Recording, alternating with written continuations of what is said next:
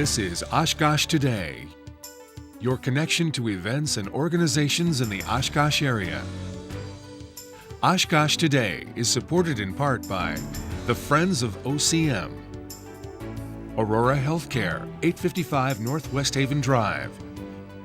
Set design provided by House of Flowers, 1920 Algoma Boulevard.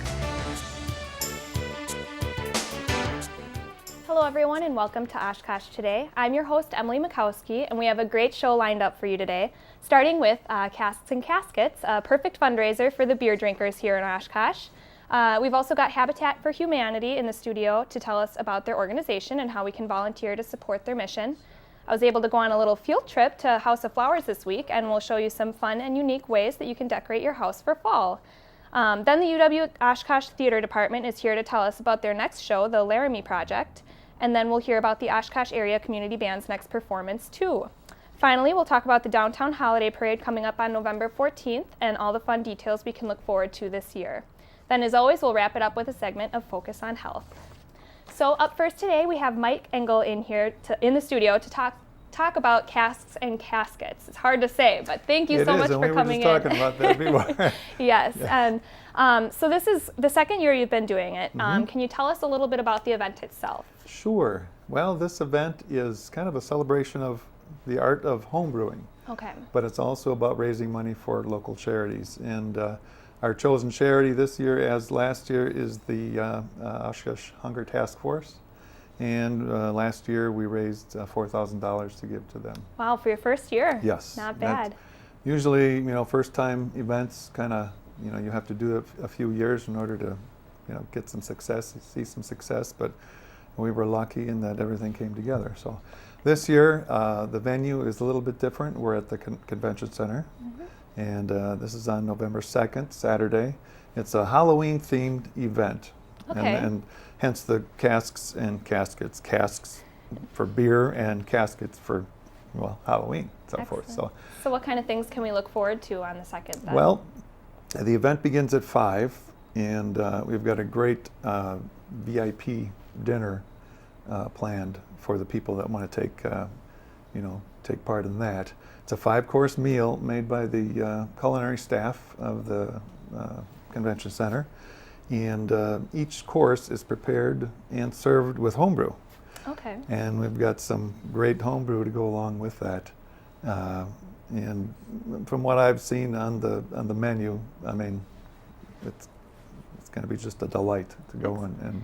So you said for each meal or each course there's a separate homebrew. So how do you pair those kind of things? Oh, I leave that up. Well, we leave that up to the chefs. Okay. Yes, and they have a list of what we've offered and what we're bringing to the event, and they say, okay, this is going to go good with the salad. This is going to go with good with the soup and so forth. And then, but that's kind of a nice thing for our home brewers, and our members to be included in that. So that'll start at 5.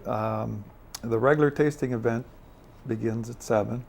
And so as part of that VIP experience, they will be one of the first ones to, attack the beers, if you will. And then 7 o'clock, the general tasting will open up.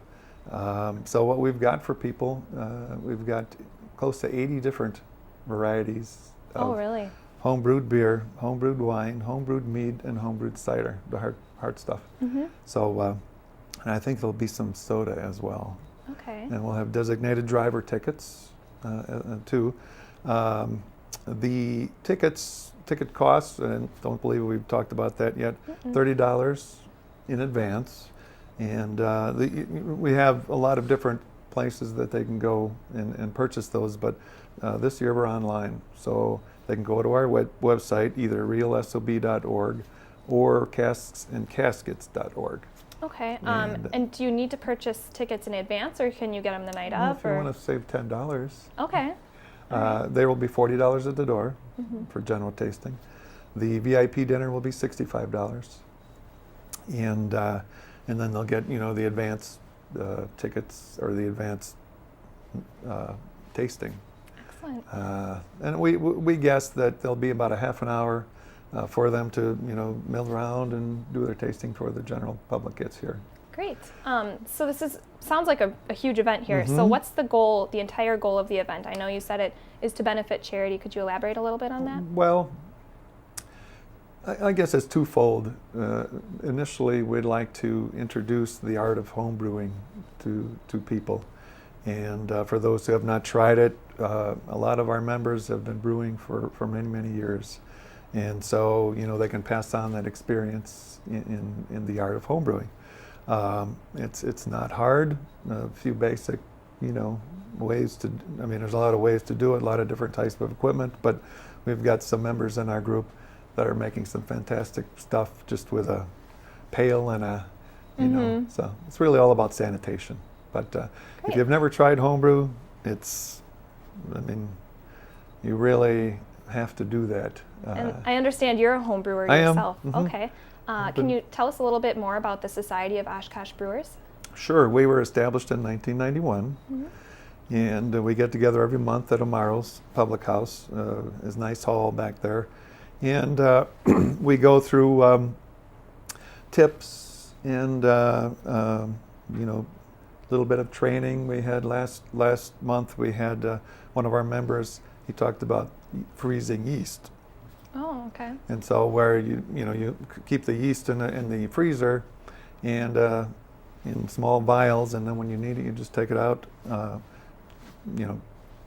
warm it up, if you will, and then you can use that. So little tips and tricks for tips and tricks. brewers. We learn to appreciate home-brewed beers and so forth. So for us, it's a hobby, but this event, we wanted to give back something to the community. So last year we did decide to give the money to charity and raise enough. So we're still looking for donations. We've got some great silent auction items.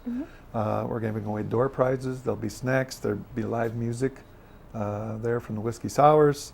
We've got a best beer competition and a best costume. So what we're going to do is get people. I think we're having the guy Dark from 96.9. He's going to be there, and he'll be leading some of these contests and so forth. So we appeal to the people to come in costume. Exactly. Why not? It's Halloween. It's Halloween a few days after that, so just put back on your costume and come to the event. Great. And we've got a few seconds left, so if you just want to recap once more the time and the date of the event and the pricing. Sure. November 2nd, it'll be from 5 to 10 at the Oshkosh Convention Center. $30 in advance for the general tasting tickets. You can get those online or several outlets in Oshkosh, Appleton, and Fond du Lac, and you can look up all those on our websites, and that's www.realsob.org and or casketscaskets.org. Yes. So, and it's going to be a great night, and we appeal to the people of Oshkosh to come out and support us and raising money for the food pantries of Oshkosh. Great. Well, thank you so much for coming in and telling us about it, and good luck to you on your Thank you big very event, much. the second year. You bet. Coming up next, we'll talk with a very well-known organization that has put down roots here in Oshkosh, the Habitat for Humanity. We'll be right back on Oshkosh Today.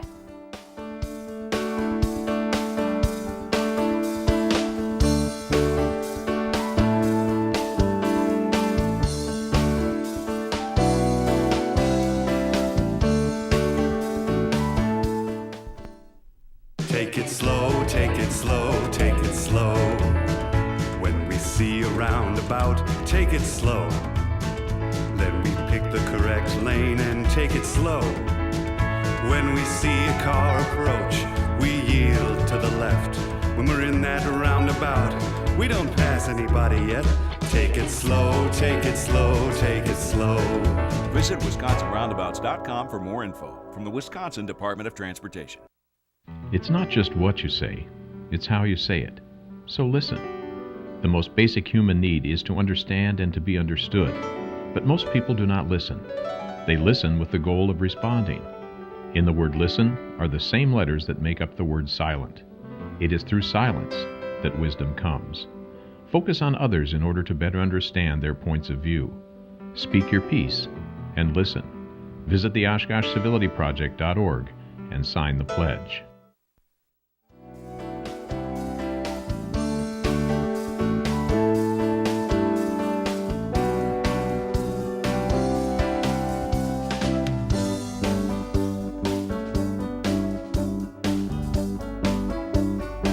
We're back on Oshkosh today, and now we are joined by George Mathwig and Jay Barrientes. I did pronounce it right, so. You got it, good deal. And you guys are here to talk about the Habitat for Humanity of Oshkosh. Yes.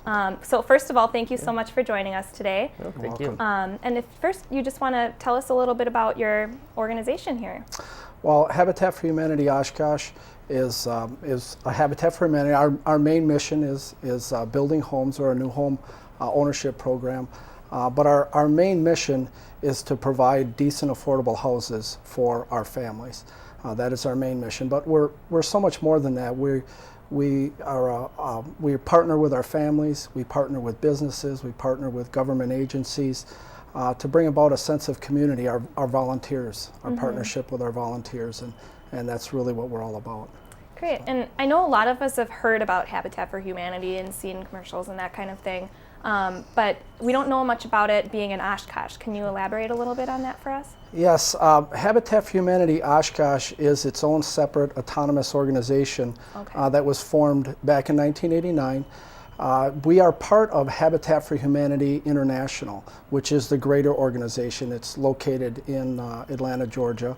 It's a worldwide organization, and it is first started out overseas, but then started building in the United States, and the idea was to, again, build decent, affordable homes. But each Habitat for Humanity is its own organization. To the north, you have Greater Fox Cities Habitat. To the west, you have Waushara Habitat. To the south, Fond du Lac Habitat. And again, we all are separate organizations. We have to provide our own funding. But we also have some funding opportunities from Habitat International, also. So we all work together. That's the great thing about Habitats. We work together really well to help each other. If we need help, we can call a neighbor. We can call a Habitat from California if they have a program going that's really good and we want information about, and they'll share with us also. Excellent. So it's separate yet still kind of interrelated a little bit. Very much so. Yes. So how long has Habitat for Humanity been in Oshkosh? Well, like George mentioned, we had founded in 1989. A couple of still local, influential individuals are in the Oshkosh area still here. Started it, Ralph and Carol DiBiasio Snyder. Went to a Jimmy Carter build, came back and said, you know what, we're going to get this launched in Oshkosh. That's what they did. Founded in 89 and 1990, they went to work, built their first home, and we've been running strong since. Excellent. So since then, how many homes have you built in Oshkosh then? To date, we've built 25 homes. By the end of this year, we will have built 27. Oh, amazing. So two homes in 1 year then, it sounds like, right? Yes. Right now we're doing 2 to 3. So how does the whole process work? Do you build a home and then sell it to a family, or? No, it's all kind of going on together. There's basically 4 parts to our home building process. Of course, we need to find families, and we find families, and we find the family before we would start building, so that we can design the home around their needs. But we also, of course, to be able to build a home, we need land. To build a home, we need the funds to build it, and of course, we need the volunteers. So we're constantly working to do those 4 things: find families, land, volunteers, and funding, to be able to bring the project together. But it's a partnership with the family that brings about the actual building of the home. Okay, so finding these families, how do you find the families? Are they only families with children, or how do they have to qualify to be a part of it? We don't specify what a family is from Habitat's standpoint. It could be a mom with, 2 children, or it could be a husband-wife couple. We don't put a specification on what a family is. We're pretty flexible in that regards. Great. So in relation to the title of Habitat for Humanity, I know as I'm driving down Kohler Street, I've seen the Habitat store, and I've always been curious, is that a part of Habitat for Humanity? Yes, Habitat for Humanity Restore is exactly that. First of all, the store is open to the public. Everybody can come in and buy. The Restore was designed and developed around donations of used or new or leftover building products. But we have so much more in the store. I'll just kind of go around the departments. We have lighting, we have furniture, we have doors, we have plumbing fixtures, we have lumber materials. We have some new items like wood trims and new doors, and also some paint supply products. We have paint, we have nuts and screws and bolts. Furniture, again, is one of our biggest sellers. Office furniture, couches, tables, end tables, and we get some great donations. And I would say at least 99% of what comes in is donated materials. We have a few purchased products, but all of it is mostly donated, from everything from churches to businesses to partnerships on decons and deconstructions in the city of Oshkosh with the city. Court Towers was one of our big decons. So those are all great partnerships, and all the proceeds for the resort, all the net proceeds, go back into the building programs. Okay. And we've got about a minute left, so we're going to skip down to our last question. And how can people get involved with Habitat for Humanity and help out?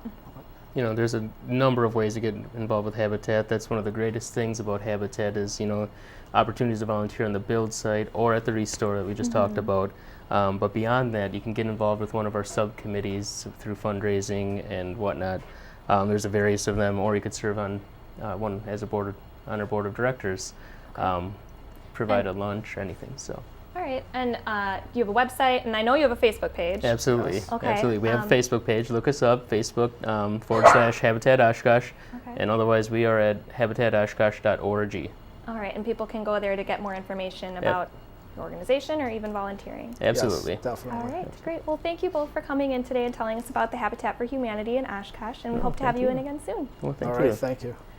Coming up next on Oshkosh Today, I was able to take a little field trip to House of Flowers and gain a little perspective on some fun style ideas for decorating your home for fall. We'll be right back on Oshkosh Today.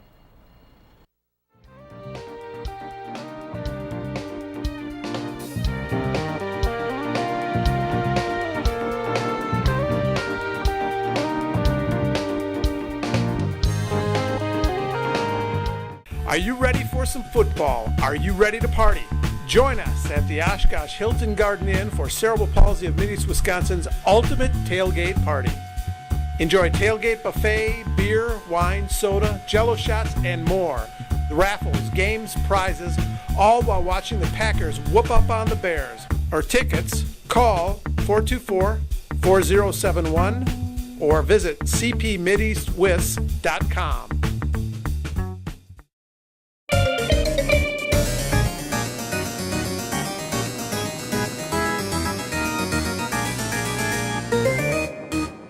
Hi everyone, and welcome back to Oshkosh Today. Now I am at the House of Flowers with Jim Cold, and he's here to show us some fun fall decorations. Now that the seasons have started to change, you're going to want to change up your decor both inside and outside your home.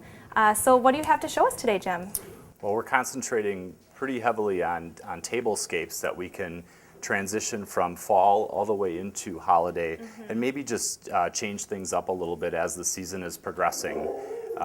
You know, fall is just a wonderful time to decorate, and with a few simple changes, a lot of these can be morphed right into our upcoming holiday season. Right, and I know a lot of people are concerned about that too, just elongating the amount of time that they can have things out and not having to put it all away and bring a bunch of stuff back out again. Yeah, absolutely. And it helps with the budget too. You can do more, I think, more decorating if you're able to use the decorations for a longer period of time. It's really helpful. Great, so what's the first thing you're going to show us today? Well, we're going to start with kind of a sort of a rustic chic piece. At House of Flowers, we sell these really great red cedar wood chargers, and we just love the fact of having something under this setting of material. It kind of gives the piece weight and more of a presence on the table. It's like a little stage. It is, yeah, exactly. Kind of really showcases what you're doing. And we've taken just a really nice permanent arrangement with some artificial acorns and leaves and just some wheat. On its own, it doesn't necessarily scream fall, but it definitely feels sort of end of the season, kind of heading into the winter time. We have these really great, they're actually a sleeve of twigs that you can just put around. Maybe you even have a glass vase at home, but this really kind of dresses it up. Yeah. And then we dropped one of our mechanical candles in it that's flicker, the flicker type that are battery operated. Excellent. So those just go on. And I see you have some gourds in there too. Yeah. I know a lot of people, their first go-to thing for fall is gourds and pumpkins, that kind of thing. It is, and they're really reasonable. You know, for a couple dollars, you can usually get a handful of gourds and put them in a bowl or on a platter like this. But the beauty of this is we can remove those gourds when the season is kind of finishing up. Maybe put the arrangement away. Add a little different element to it. I kind of love the crisp white bird with the natural nest. Yes. Candlelight. You could take it a step further if you wanted to add maybe just a couple pine sprigs or something like that. All of a sudden you have a winter themed arrangement. Yes. For very little. I mean, it's really not a lot to add to it. Right. It's an easy and a quick fix or change that you can do just to kind of mix it up a little bit. Definitely an easy transition, and I think anybody can kind of do this at home too. You stop by and see us for all the focal pieces, but we can definitely give you some instruction on how to morph it into the next season. Okay, so what else have we got up here? Kind of a similar concept, just a little different look. Same candle, same twigs. We took a little vase and we filled it with fall berry. It's a fresh berry called Hypericum. It's a fresh cut flower, so they last a long time. Yeah. Oh my gosh, that's real. Yeah, they are real. Oh, very pretty. Just some artificial leaves, a couple gourds. You know, beautiful for fall, but again, kind of a nice, easy transition to holiday. I actually don't even mind the leaves in there for the winter. Oh yeah. It's kind of all a little bit of a harvesty theme, Yeah. so it's not too Halloween-y where it's as soon as Halloween's done, you got to go and get rid of it right away. Yeah, so. absolutely. And so we've changed the berries out to the green Hypericum. They come in red and green and kind of an ivory, the peach color. We'll add the bird into it. And then again, I think just a few pine sprigs is always nice. Gives a little fragrance in the house. And it kind of looks like there really isn't a wrong way to do it. It's really up to you as far as how many different of these little sprigs you want to put in and how you want to change it up. It all looks good. It just matters on how you want to put it together. Yeah, absolutely. You know? So, I mean, that's a pretty easy fix. The evergreen, even out of water, you'll get a good solid week out of. The berries, probably a couple weeks out of. And so if you're entertaining, you can mix this up and you could do a number of different things to it very easily. Great. And I know you had some, really popular trends that people are looking at for the holidays and for fall. So what are some things that people are really looking at right now? Well, burlap has continued to be very strong as a material to work with. We featured it really for spring, carrying right through to fall and then right into holiday. Okay. So we have a local gal that creates these really wonderful burlap pumpkins. I love these pumpkins. Yeah, they're really great. Real stems. We actually give her the stems from our pumpkins that are left over from the year prior, and she creates these over the winter and spring then, and then delivers us the finished product, of course, in the fall. Great. And what's inside of these pumpkins? Beans and peas and Okay. whatever's appropriate for the size. They look a lot heavier than they actually are. Yeah, but they have just they kind of have a lot of character. 'Cause Yeah, they just you can just plop them. Yeah, exactly. And then we've taken just a couple of our these burlap cones we've purchased, and that's really kind of how they come in. We embellished them with a little bit of this bark paper colored wire or covered. We just kind of twisted some stuff around. Burlap's really dynamic, like you said. It works in all seasons. It is, and actually, I mean, you think of burlap and you think of sort of a kind of a kitschy country feel, but I think done in the right way, it can kind of go into a more contemporary setting without a problem. For holiday, we've created just we've created a ribbon, basically a bow, and we've glued just a few berries and artificial evergreen into. For holiday, we thought it was a neat idea just to morph these cones into kind of a little tree. Oh, very pretty. So rather than having to go ahead and change the whole thing to a real little mini tree, you just dress it up this way and you've got Christmas. Yeah, absolutely. You could do that on its own. You could add another element to it. I think I'll use this one. I mean, there's a lot of different ways you could make this a great centerpiece. It could be on a platter as well. you could do multiples of these down a table. It would be a really great look. Excellent. And on a side note, another big trend is the succulents. You know, Yes. it's not really a fall or holiday feel, but it's definitely a strong trend. We're going to carry it right through the holiday season. These really wonderful bowls and planters with artificial succulents. And another thing that you can kind of, you know, put other things next to it to make it a little more festive. Yeah, absolutely. And there's no care whatsoever. It's no, you're not worrying about watering at all. Which is easy, which I like for my decorating. So Yeah, absolutely. And I know you had some things outside that we wanted to look at. So are you ready to head outside and show us that? Yeah, let's go outside and we'll show you how to enhance the outdoor space Great. at your home. All right, Jim, so now that we've seen what we can do inside, let's take a look at what we can do outside to get a little more of a festive look at our homes. Sounds great. So what we've done is just taken our kind of a standard outdoor container. This is an urn, but it could really be any shape or size. We've taken out all of our spring and summer plantings by now, and we've added live fresh flowering kale, which is beautiful this time of year. That's what that is, okay. As the season goes, the center will turn a really deep purple, and it lasts well into freeze, so you'll get a lot of time out of that. The grasses are always beautiful this time of year. Added a few pumpkins just for some color, and then of course the fall mums. That on itself is just a really great combination, but at House of Flowers, you know, we like to create a little drama. I see you created a little bit of height here. We did.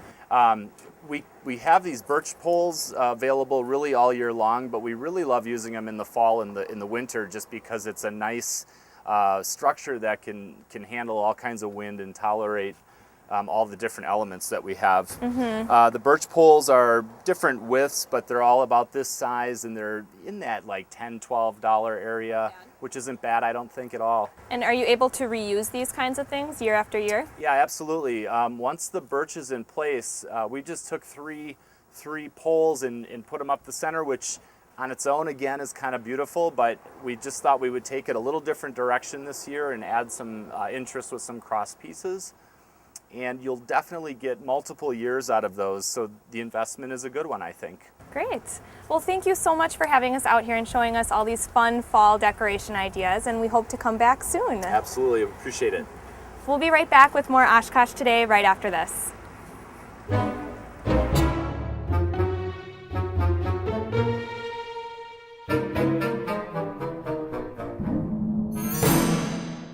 It's the second annual Casks and Caskets Homebrew event for charity, Saturday, November 2nd, 5 until 10 at the Oshkosh Convention Center. This unique event will feature samples of homebrewed beer, wine, and mead, a silent auction, costume contest, live music, and more, with all proceeds going to the food pantries of Oshkosh. Tickets are $30 in advance and can be purchased at these fine businesses or online.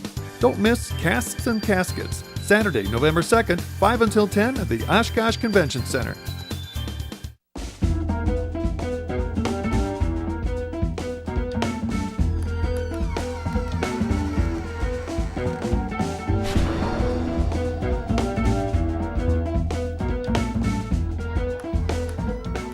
Thanks again for joining us on Oshkosh Today, and now we are joined by Jane Perswedenhoft and Alana Berthium here for Uw-Oshkosh Theater to tell us about your latest production that we can look forward to. Thank you so much for coming in today, ladies. Thank you. So first, if you just want to tell us a little bit about yourself and your involvement in the production this time. All right. Well, I'm the director of the show, so that's why I'm here. And this is a show that I've been wanting to direct for quite a few years, so I'm very excited about directing it. And Alana can tell you about herself. Yeah, I'm a Uw-Oshkosh student, radio, TV, film, and theater double major. I'm acting in the show. Okay. And yeah, that's about me. So, first of all, what's the name of the show? The show is The Laramie Project. The Laramie Project. Can you describe that for a little bit for us, the plot of it? Sure. First of all, it's what is called a docudrama, and that means that the script has been developed from actual people's words. It's not written from just a playwright's mind. A group of theater people, a theater company, the Tectonic Theater Company, went to Laramie, Wyoming to interview people there And the reason they were going there was because this was an event that happened about 15 years ago, almost exactly 15 years ago. A young gay man, university student at University of Wyoming, was murdered. And this event ended up sort of being the trigger for a lot of hate crime legislation. So this theater company went to Laramie to interview the people of Laramie and to find out how they felt about having this happen in their town, because the world was really watching. And they had 10 company members who went and interviewed people all over town. And so the characters, we have 16 actors in the show, and each of you played probably anywhere from 3 to 7 characters each. Okay. Plus they're all in and out in other ways throughout the show. But it's a docudrama. It's based on a real event, and a lot of the characters are real people that our actors are portraying. Okay, so kind of a different kind of feel with this one than the Underpants, which was right. The Underpants. It was silly Steve Martin. Yes. So what about the Laramie project made you want to pursue this as a theater department? Well, basically it was something that I wanted to direct, and I've had on my list for a few years. Okay. And I also feel it's a very nice vehicle for students to play the multiple roles in a show. But when I realized that this year was the 15-year anniversary, I said, well, this is the year to do it. Because if we're going to do it, then we should not wait another year or two. We should do it right now, because it would be more in people's awareness. Right. And sort of some pay homage to Matthew Shepard, who was the student who was murdered. Okay. Can you tell us a little bit about the Tectonic Theater project that you told us about? What are they? Sure. Well, they're in New York, Okay. and they are known for developing plays like this. They do some work called moments work, and basically it's they divide something into individual moments. Pretty simple. But they base things on not only the word, but they might develop a moment from a piece of furniture, from lighting. Okay. They might organize it differently. So it's not necessarily a story from beginning to end of the production. No, we kind of bounce around, Right. and a lot of it is the interviews. So we hear one person over here being interviewed, and then we jump to another person. It does have a lot of hope in it. It's not all depressing and terrible and sad. There is plenty of that, but we really want to push the hopeful part of it. People celebrating this person's life, what he meant to them. Others who didn't know him or were in disagreement with his lifestyle. It's all opinions, because it's all these different people from Laramie, Wyoming. Excellent. So who's in the show, and how are they approaching, acting out this kind of sobering idea? Well, as I said, it's 16 students. Right. I don't know, how do you feel about being in the show? We just started rehearsals this week. We started rehearsals. It's definitely a lot different, because I was in the Underpants, so I went from that to playing different characters in the Laramie Quite project. the transition. Yeah, I'm playing one of the company members, and then a 70-year-old. Oh. So that one is tricky. and that one does have quite a bit of humor in it. Yes. We're already laughing in that scene. Yes, So. she's a very humorous character / real life person. Excellent. But I don't really know. It's just a different approach, because you have to be different characters, so you have to get in the mindset. And they're pretty quick transitions sometimes too. Right. Yeah. Right. And we're not changing full costumes. They just would put on a hat or a jacket, Okay. something that just suggests who the new person is. Okay. Yeah. So when exactly is the show? You want to tell us the show days Well, and times? it's the weekend prior to Thanksgiving. It opens Okay. on Wednesday, November 20th, and then closes on Sunday. We perform at 7:30 in the evening, Wednesday through Saturday, and then the Sunday performance is a 2:00 matinee. Okay. Where can they get tickets? They can go to the Uw-Oshkosh Theater box office, which is located on Algoma Boulevard. It's 1010 Algoma Boulevard, and the box office hours are noon to 4 the week of the show, and then also we open at 6 before the show starts. Okay. How much are tickets for difference between students? Tickets are $4 for students, $10 for seniors, and $10 for alumni with ID, and also then $13 for the general. Okay, and you can find all this information on your website, which is uwoshkosh.edu/THEATRE. Okay. All right. And then if you want to just kind of recap once more just the theme of the Laramie Project for us. Sure. Basically, it's a look at the events that happened around the murder of Matthew Shepard, a young gay man at the University of Wyoming, and how the community really felt about that event when it happened. Excellent. And that's November 20th through 24th, it looks like? Yeah. Yes. All right. Great. Well, thank you both for coming in and telling us about your latest production, and we're all really excited to see it this time. Thank you for having us. So when we come back, we'll embrace our inner musician with the Oshkosh Area Community Band. We'll be right back on Oshkosh Today.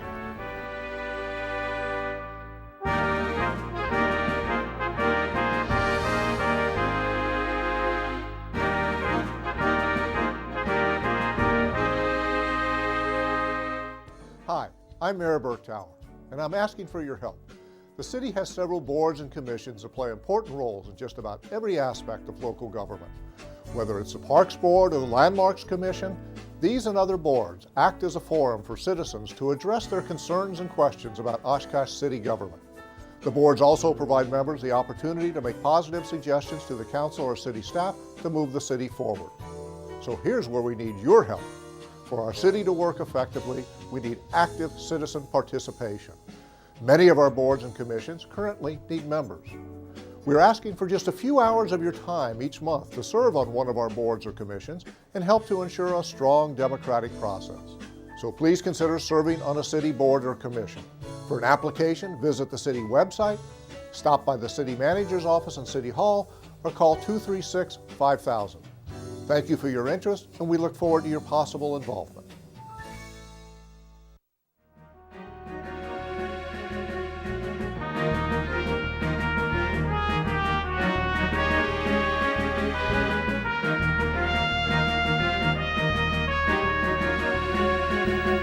We're back on Oshkosh Today, and thanks again for joining us.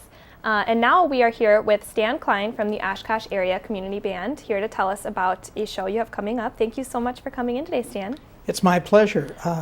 The show I'm talking about is our annual fall concert, and that's going to be coming up November 2nd. Now, I know there's a few other things that are happening on November 2nd, but this is if you like music and you like band music, November 2nd at the Alberta Kimball Auditorium at 6:30. Excellent. And the doors open at 6:30, or the show starts at 6:30? Doors open at 6:30. The show actually starts at 7. You're right. Okay. So I am understanding there's two different people that are going to be participating in this show, or two different bands. Can you tell us a little bit about that? Well, the community band is the main organization. We have about 70 musicians on our roster. Probably there'll be 50 to 55 actually performing on this concert. And then we also have a big band that's part of the group that plays music from the 30s and 40s. And so it's a traditional jazz band, but they will play about 3 selections, and that'll be the intermission. So the band starts out, then we have the stage band, then we go back to the band. It sounds like a great show. So can you tell us a little bit about the history of this event that you have here? Well, the band has been around about 26 years right now, and it's a total volunteer band. Okay. So the only person who actually gets paid is the director, and he earns it. Mm-hmm. But we started as an adult band. It's a post-high school band.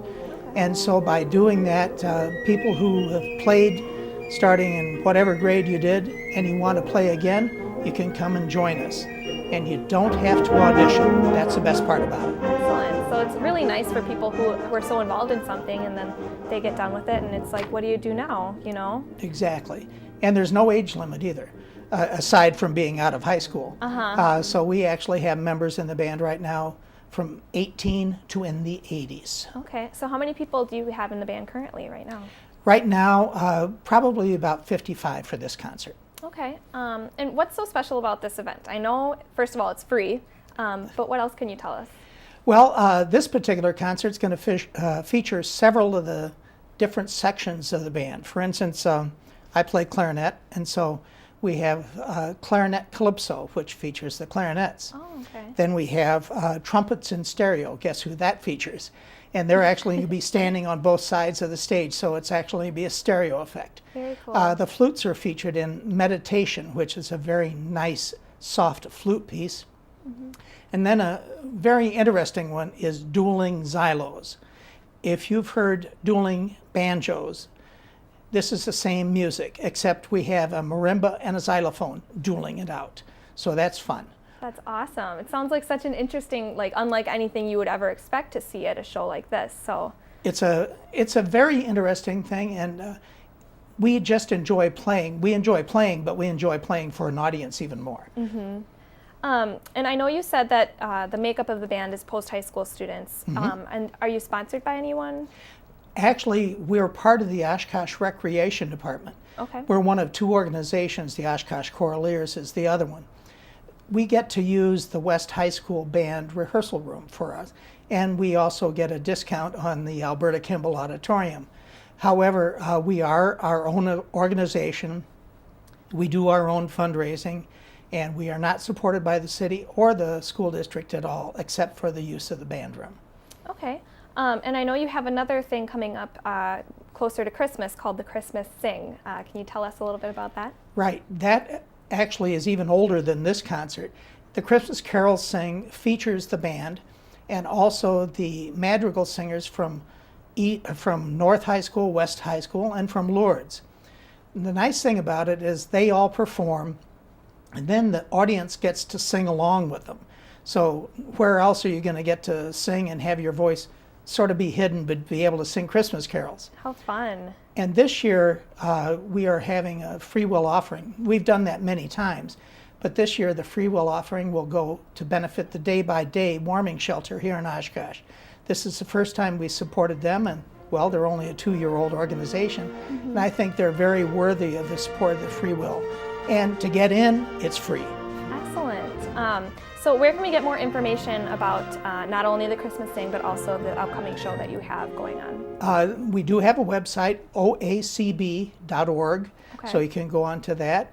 And also we'll be having some ads around in the neighborhood. So November 2nd at 7 o'clock is going to be the free concert for us. Excellent. And then is there anything else you'd like to tell us about the Oshkosh Area Community Band?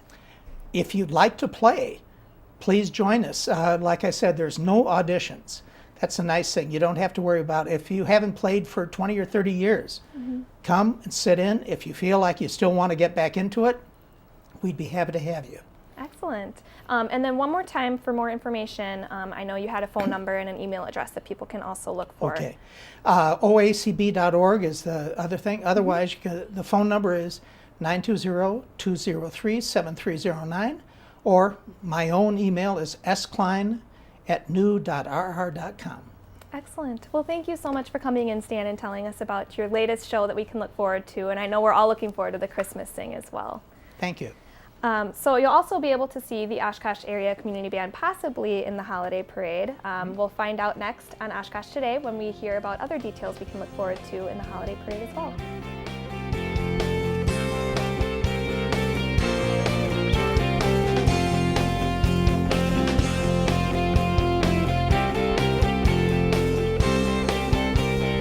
Are you ready for some football? Are you ready to party? Join us at the Oshkosh Hilton Garden Inn for Cerebral Palsy of Mid-East Wisconsin's ultimate tailgate party.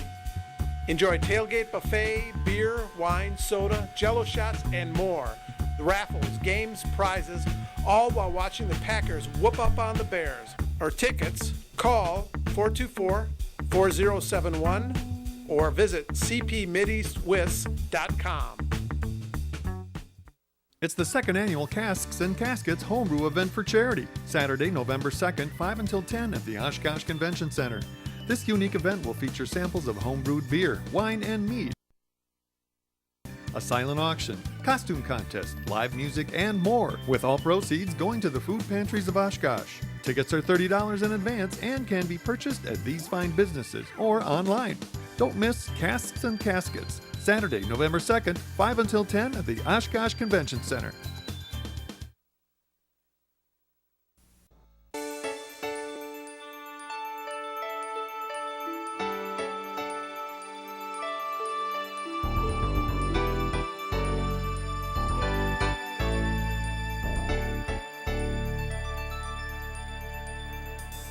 Thanks again for joining us on Oshkosh today. And now we are joined with our final guest, Megan Cook, who is here to tell us about the Oshkosh Chamber of Commerce Holiday Parade. Thank you so much for coming in today, Megan. Thank you for having me. So first of all, when is the holiday parade? When's the date, time, and all that? Well, the holiday parade is November 14th, which is a Thursday night. It begins at 6:30, and this is actually our 5th year having it as a night parade. Okay. We really, really enjoy that. And it runs from Seepy and Maine to Irving in Maine, so right by the convention center all the way down to Irving, and the streets are always packed. Great. So, So what kind of entries and floats can we expect this year? Typically about the same as previous years. Okay. You know, we're going to bring back the Wacky Wheeler. Kids absolutely love him. He's this crazy little mouse-looking guy that is on this huge, massive wheel, and he wheels back and forth all the way down Main Street. We're obviously going to have awesome floats. We're going to have bands. We have Oshkosh North and West, Winneconne, Lourdes, and the community band actually is going to be there. You know, we have nonprofits that come in that, you know, just it really boosts morale and camaraderie, just building floats. And so, you know, those are the main things that you can kind of look for. Okay, and I understand there's a theme every year. So what's the Yes. theme this year? The theme is holiday snow sports. We kind of wanted to, you know, a lot of people are focusing more on being healthy and being active and talking about it and making it their lifestyle and not just a trend. So, you know, in tandem with that, holiday snow sports just makes a lot of sense and it's fun. So, Excellent. Yeah. So the floats can kind of build according to that, and you Yeah. can kind of expect to see some fun things with the theme. yes, and you know, lots of lights, and these organizations put a lot of effort into building these floats and a lot of money as well. So come and support them for sure. And it's really cool that it's a nighttime parade, that you can Yeah. really take advantage of the lights for Christmas and everything. Yes. Do you find it that it's gotten bigger and more like exciting with the night parade rather than having it during the day? I believe so. I mean, I've been doing the parade now for 3 years, and I definitely have seen, you know, more people coming down and more people excited about it. So Great. Do you want to tell us a little bit about the sponsors, who the major ones are this year? sure. We have Bank First National. We have the Oshkosh Area Community Foundation, which they actually specifically sponsor the Children's Award. Okay. And whatever float gets the Children's Award actually receives $250, which is an awesome thing. You know, strategic fundraising. They sponsor the Wacky Wheeler. Okay. And then we also have, I know that I'm forgetting, the biggest one, the Business Improvement District. Yes. So they're also always huge supporters of our downtown events. Great. And I know you're still looking for sponsors, so how can people get involved if they want to think about being a sponsor for the parade? Well, they can go online. They can ideally directly contact me and work with me. Megan Cook, my number is 920-303-2265, extension 16. Otherwise, just email me, megan@oshkoshchamber.com. Okay. So, And they can always go to the website too to Yeah. find all this information. oh yeah, definitely. Okay. So who's this year's Grand Marshal of the parade that we can look forward to? Actually, the university's athletic director, Daryl Sims. Okay. We thought obviously that would be a perfect fit, and he Yes. was really pumped to do it, so we're happy to have him. Especially with the snow sports theme, it Oh, all yeah. ties together perfectly. Definitely. And I know you give out, people give out certain awards for different floats. Can you tell us a little bit about those? Sure. I already mentioned the Children's Award that's given out, the Grand Marshal Award, and that's Best Overall Float. Okay. We have the Chambers Award. We have the Mayor's Award, and obviously Burke will be there, and he'll be giving out that award. And then I am missing one. We have Chancellors? Yes, the Chancellor. So I Rick, just have my Rick cheat sheet Wells, here. I know. Rick Wells will be there as well, along with Daryl Sims. So it'll be an Excellent. awesome night. It's so exciting. Yeah. Really looking forward to it. Are there any other highlights? I know you kind of breezed over a few of them. What else can we look forward to as far as like the Santa float? Can you describe that a little bit to us? Definitely. Our biggest sponsor this year, which I failed to mention before, but I will definitely highlight them right now. Network Health is actually the co-sponsor of this year's parade, and it's the first time ever. They are in coordination with Affinity Mercy Medical. They're doing the Santa float, and Mercy Medical actually was our Santa float last year because they obviously wanted to. Last year's parade was absolutely awesome, and they wanted, hey, can we get back in? And so they're partnering with Network Health. Very exciting. Yeah. So one more time, if you want to go over where we can get more information and the date of the parade. Sure. Right on the website on oshkoshchamber.com. Otherwise, you can contact me directly at megan@oshkoshchamber.com. Otherwise, give me a call at 303-2265, extension 16. Great. Well, thank you so much for coming in today, Megan, and telling us about the parade. And I know we're all looking forward to going to it this year. Awesome. Me as well. Thanks. So coming up next, we're going to focus on health by looking at their radiology unit. Check it out. This Focus on Health segment is brought to you by Aurora Healthcare.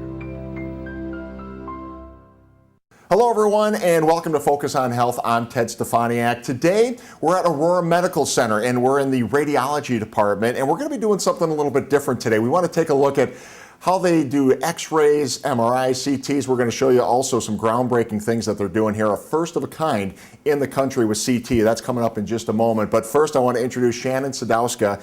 She is the director of the imaging department here, and thanks for having us on this tour today. We just want to take a look at some of the different things that you're able to do to help doctors make diagnoses. So tell us what room we're in right now. Okay, so we're in a general radiology room here. We just do plain x-rays, so bones, chest, abdomen, anything like that. Pretty much the first thing you would do if you had a broken bone or anything like that. Right, anything that's suspected. So we have a table. Patients can either lay on a table where we do their images. We have an upright bucky, so chest x-rays, anything standing. And then we also have a portable x-ray unit. So the portable unit allows us to be mobile, to go to patients' rooms and be involved in traumas or anything that may require the patient not to be able to transport it to the room. Yeah, and I think most of the people watching, I think, understand the x-ray room. Unfortunately, a lot of us have been in an x-ray room for x-rays and things like that. The technology is a little bit different, though, isn't it? You guys have really upgraded. I know you're still doing film, but that film also gets integrated into a computer system as well. Correct. So we use digital technology here through a PACS system. So we still have a cassette that gets processed a little bit differently than standard film, so we don't have to use a darkroom anymore to process that. It goes into a computer system where the radiologist is the doctor who reads the x-rays, reviews those images, produces an interpretation, but those films are available to any referring physician within our system. Right. At the same time. Yeah, and I know that there's been a big upgrade here in the computer system at Aurora. So the old days, you had to wait for that film to get developed and somebody to go pick up that film and then walk it up or run it up to the doctor. Now it's all computerized. Right. So we're converting to Epic. So our clinic went up on Epic a couple weeks ago. The hospital will be going up in another week, and that'll allow physicians and as well as ourselves to see anything done with any clinic site or any other hospital within the Aurora system. All right. So it allows more continuity of care for our patients. And this is just one room that you have for imaging. We have a lot more to get to. Correct. So let's go take a look. All right. Well, we've moved down the hall just a few doors, and we're in the CT room now. Shannon, this is a new piece of technology here at Aurora. Yep, this is brand new. We've had it for about a week. It's a wide bore CT scanner. So the difference with this is that we have a very large center, 90 centimeters compared to the other CT scanner of 70 centimeters. Now, how does a CT scanner differ from, say, an X-ray that we just looked at? So with CT, we're looking at anatomy cross-sectionally. So we can, it's kind of like slicing a loaf of bread. You can look up and down, side to side, back and forth. And then we can create three-dimensional images out of those. And when would a doctor typically order a CT scan? Typically, CTs are used to look at other internal organs, abnormalities. Things that an X-ray can't necessarily pick up. Correct. So we're looking at all of everything inside. We get a lot of stroke patients, so we can do a quick CT of the head to see if there's any bleeds in the head, as well as abdominal, looking at all of the internal organs. We use contrast to enhance those. That way the radiologist can see if there's any other masses, abnormalities, appendicitis. Sure, and I would imagine you're talking, when you mentioned stroke, time is of the essence, so doctors need to know that information as soon as possible. How is this for speed? We can usually get an exam done in about 5 minutes. It takes longer to process the images and send them to our PACS system than it does to actually do the exam. Wow, that's tremendous. And I know this is a first of a kind in the country. Tell us what's so different about this from any other machine in the country right now. So the wide-bore CT scanner isn't the first. The technology on it is what is brand new for this model. So we have low-dose technology, so software on this, so we're producing about half the radiation to our patients as we would with any other CT scanners. Wow, that's amazing. And I know just down the hall we've got another room for imaging here in the radiology department, and that's the MRI. I think people are a little bit familiar with the MRI, but when would you use the MRI machines? MRI is looking more at functional anatomy. We use that to look more at ligaments, tendons, muscles. We use that in conjunction with CT, depending on what type of imaging, and a lot of musculoskeletal imaging done here as well. Okay, and then I would imagine with the X-ray, with the CT, with the MRI, you have other pieces of equipment for imaging as well. Correct. We also have ultrasound. So ultrasound's using sound waves to produce the images. MRI, obviously, we didn't talk about that, but MRI uses a magnetic wave to produce those images. So different signals with the MRI, and it excites protons within the body to create those images.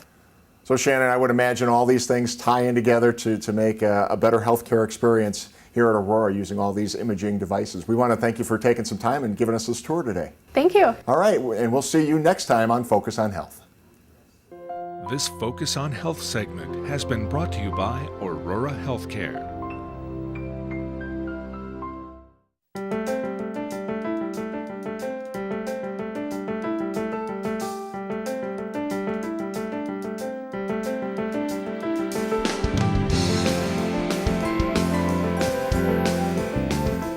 Thanks again, Ted, and that's going to do it for this episode of Oshkosh Today. Thank you so much for joining us, and remember to get all of your community programming on CATV2. You can also check us out at oshkoshcommunitymedia.org for replays of your favorite programs, or go to our YouTube channel and check it out. You can also listen to us on 101.9 WOCT, like us on Facebook, or follow us on Twitter to get your city and programming updates. And if you're even a Pinterest user, you can check out our board for the latest snapshots of the city. If you'd like to be a guest on the show, you can email me at ci.oshkosh.wi.us. Thanks again for joining us today, and we'll see you next time on Oshkosh Today.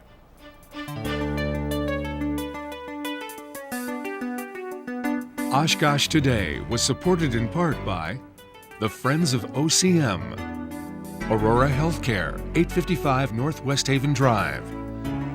Set design provided by House of Flowers, 1920 Algoma Boulevard. To find replay times for Oshkosh Today, to be a guest on the show, or to watch online, visit our website at oshkoshcommunitymedia.org.